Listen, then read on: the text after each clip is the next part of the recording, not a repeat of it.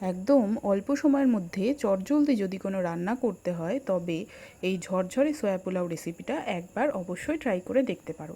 তার জন্য প্রথমে চাল ধুয়ে ভিজিয়ে রাখতে হবে, অন্যদিকে সয়া চাংসগুলোকেও ফুটন্ত গরম জলে ভিজিয়ে রাখতে হবে। তারপর কড়াতে তেল দিয়ে পেঁয়াজের বেরেস্তা ভেজে তুলে রাখতে হবে। সেই তেলেই শুকনো লঙ্কা, জিরে এবং গোটা গরম মশলা ফোড়ন দিতে হবে। এরপর এতে পেঁয়াজ কুচি দিয়ে ভালো মতো ভাজা হয়ে এলে তাতে আদা রসুন বাটা, ধনে, জিরে, লঙ্কা ও হলুদ গুঁড়ো দিয়ে ভালো করে কষে নিতে হবে। এবার তার মধ্যে দিয়ে দিতে হবে ডুমো করে কেটে রাখা টমেটো। অন্যদিকে ভিজিয়ে রাখা সয়া চাংসের জল নিংড়ে সেই সয়া চাংস এতে দিয়ে দিতে হবে এবং পরিমাণ মতো লবণ দিয়ে তেল বেরিয়ে আসা পর্যন্ত কষে নিতে হবে। এবার এতে ভিজিয়ে রাখা চাল দিয়ে ভালো করে মিশিয়ে নিতে হবে। চাল ভালো মতো মেশানো হলে এতে চালের দ্বিগুণ পরিমাণ জল ও প্রয়োজন মতো লবণ দিয়ে একটু নেড়ে নিতে হবে।